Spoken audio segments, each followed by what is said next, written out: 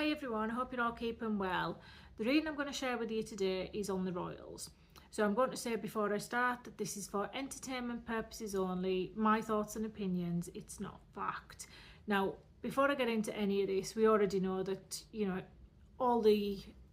all the news at the moment, it's dominated by Sarah Ferguson, by Andrew especially, and I don't see that changing, not for a few months and definitely not going into 2026. So I'm going to do those two first and get them out the way. So Sarah Ferguson initially, right, with this lady, I want you to remember that whatever she is on the outside, whatever she says, this woman is, it's like she's her own publicist. She's constantly planning and making a strategy to improve her public image, to get her to where she wants to be, which is, fair enough. It's part of the game, isn't it, that people play when they're in sort of celebrity circles or whatever else, or part of, they're a very public figure.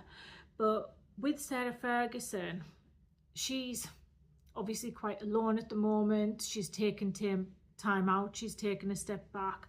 I can see overseas travel for her, but even though she's going to, I feel the narrative is going to be that she's focusing on her health, she's going to relax, she wants to stay out of this, she's already planning her next moves.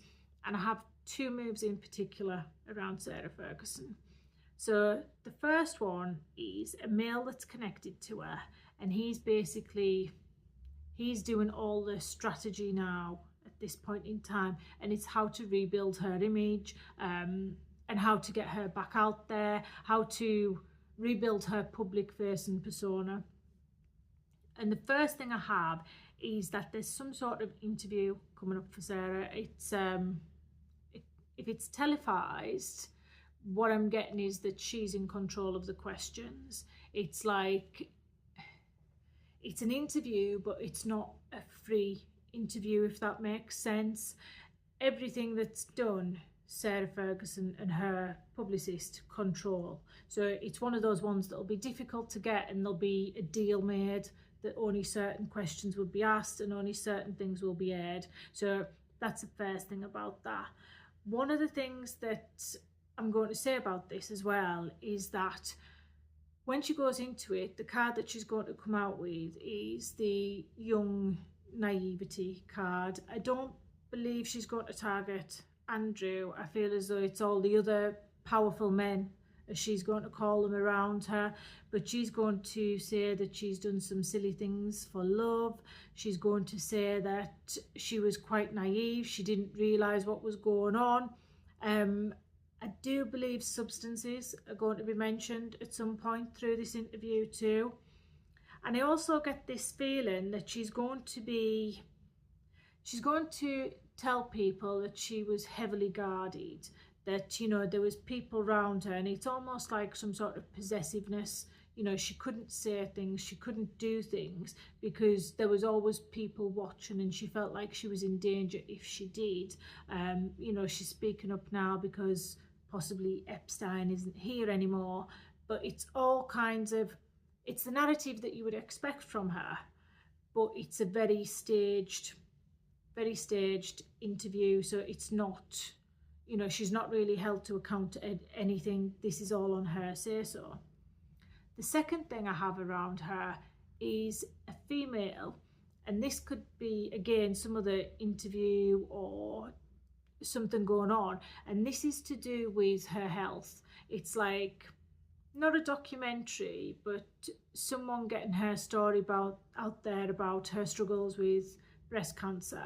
And I feel as though this is done again, it's publicity, but it's done to soften her image rather than to actually, promoting breast cancer too, yes, but this has the added bonus of basically softening Sarah Ferguson's image in the public. There's also some good news around her on the health front, but as well as that, I'm getting some element of happiness. Even though she's dealing with the repercussions of her past mistakes and past decisions, there's this element of happiness. It's almost like a romance is coming in for her in 2026. So moving on to Andrew. Now, the only thing I can say about him is that he is absolutely, completely delusional. Like, coming towards the end of 2025, he genuinely believes that things are going to start, you know, calming down. He thinks it's going to get better. He genuinely believes that people are going to forget about things that have been going on. They're going to forget about the past. But there is something else that's going to come out. And it's another thing that he's lied about. And he's going to be caught out in this again. Around Andrew. Now, there's another male around him. And this man's extremely powerful. You've got to remember that Andrew's a member, he's a member of the royal family, you know, but there are extremely powerful, extremely wealthy men out there.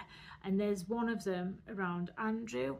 And I feel like he's just releasing things bit by bit. And it's just tiny little things at a time. So it's almost like death by 1,000 cuts for him, because there's just more and more that's going to come out. And the man around him, I'm going to call him a puppet master, because he has so much leverage over media, over institutions, social media as well, I'm feeling. But this man has a lot of leverage about the stories that keep coming out about people that are supposed to be kept private. It's like he has troves of information that he can just keep on drip feeding to the public. Andrew's naturally going to deny this, but there's something else coming out around him, and I feel this is going into 2026, this one. And there's a blonde woman. It's not Virginia Giuffre, it's not anything from her book, but there's this blonde lady. She's quite young, and she's been working for some organisation. I feel like she's going to start talking about him, how he's entitled, how he's narcissistic, and I can feel like there's this inappropriate behaviour that she's going to do the interview on, and I keep getting, you know, Roman hands, like sort of touching her inappropriately. It's sort of as you feel as though things are calming down, that's when more stories are going to start coming out about him.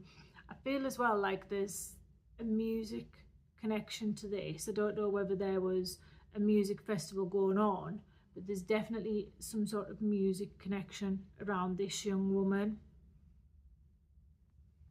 There's also another really damaging story going to come out about Andrew, and this one's different in nature. So this one's more to do with finances. It feels like it's quite fraudulent, and I keep on getting blood money, because there could actually be a death related to this, not as in a murder in the classic sense that you would think of it, but you know, a bit like blood diamonds and things, like investments in, you know, dodgy dealings where workers are very, very poorly, and encouraging investment in that kind of thing too. And again, I'm drawn back to this male, this puppet master, I'm going to call him. Like I said, he's the type of person that if he was named, certain people may recognise the name, but it's not something that's a household name. He's not someone who's out there. He's basically sat in the shadows a bit, locked away in his office, I'm going to say. But he, for whatever reason, and I mean, because this is Andrew's fault, this is Andrew's wrongdoing, but this man is going to, like I said, crucify him. It's going to be death by 1,000 cuts, and these stories are just going to keep coming for him.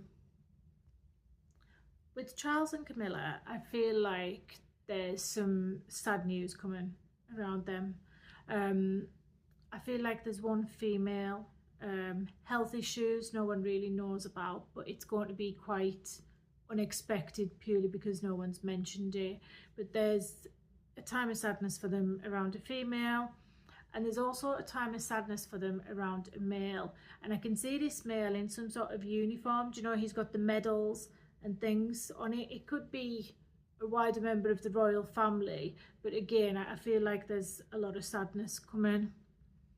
With Charles, towards the end of 2025, 2026, I'm getting some major news coming out around him.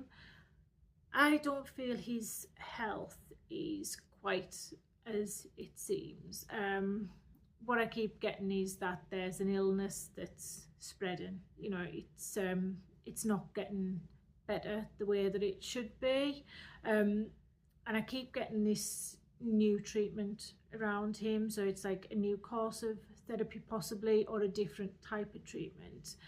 But at the moment, I feel he could turn his back on that. And I don't know if it's the initial, he'll turn his back and say he just doesn't want it, or if it'll go on for so long and he'll decide it's time not to have any more treatment. But eventually he just walks away from this. It does mean that, you know, he's pushed a little further, he's out of his comfort zone being in public, and I feel as though he is going to take a little bit of a step back, obviously to recuperate, to try and get himself a little better. There's also a male around Charles that I can see going to prison. I'm not feeling Andrew for this one.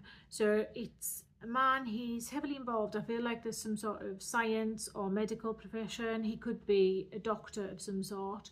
And around his prison sentence, I keep seeing yachts and parties, but I've also got a bit of a financial element to this as well. So it could be a little bit of fraud there from this person. Moving on to William and Catherine. So these two are both taking over new roles, and that's, you know, you would expect that because that could be from Andrew and Sarah. But there's something else around one of the roles that William's picking up, which again brings me back to Charles. It's like he's taken over roles and duties because someone's got health issues and he's having to stand in for them. One interesting thing that keeps on coming up around the royals is all this tension in London. It could be protests and things, but I keep on getting some sort of targeting, so some sort of attack around them.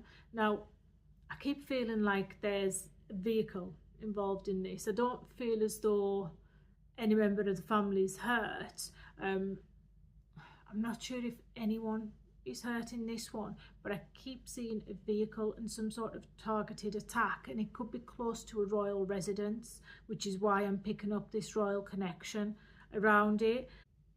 There's going to be a little bit more tension too, I feel, coming with Harry and the rest of the family, but the ones who live in the UK, the wider family as well, it's like they're all going to stick together to get through this. But I feel like 2026 is going to be quite an interesting year for the royals. I think we're going to have quite a few shock headlines come through on them.